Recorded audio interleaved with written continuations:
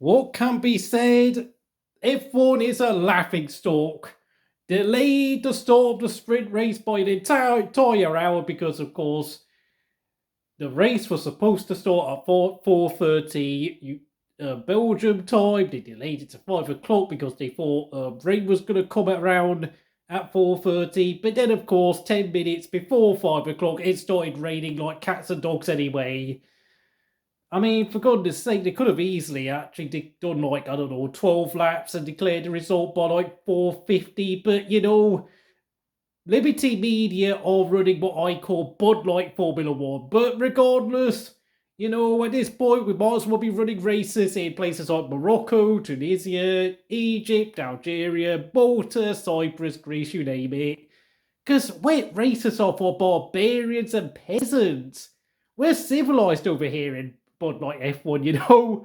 But on a serious note, Pierre Gasly got P3 in an Alpine, who of course sacked Laurent Rossi, Otmar Schaffnauer, and Adam Permain, who of course has been at that team for 40 years, has been through controversies like the 1994 season and the 2008 Singapore crash gate.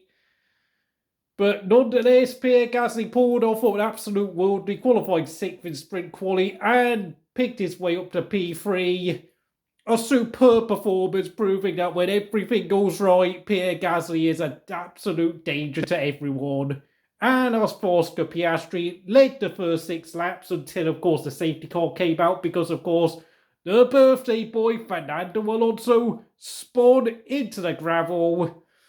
A shocking rookie error for someone so good, if I'm going to be honest, and frankly, that arguably costed him the chance of winning the sprint, although, of course, Max Verstappen was probably going to overtake him in the last 2 laps anyway. But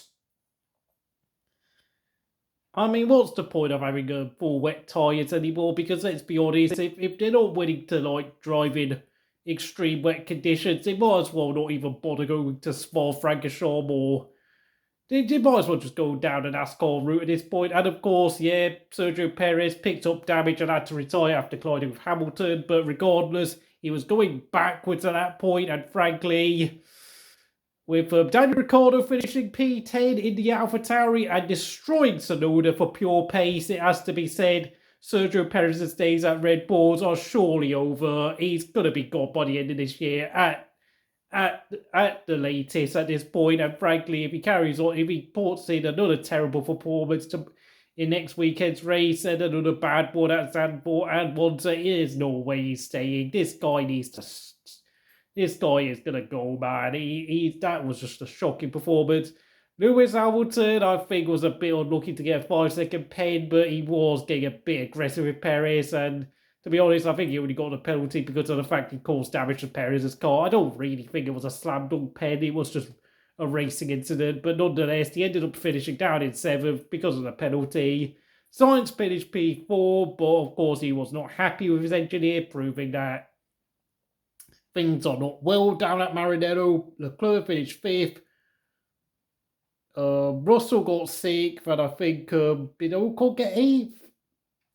I can't remember. It doesn't matter anyway. But it's only points down to 8th place.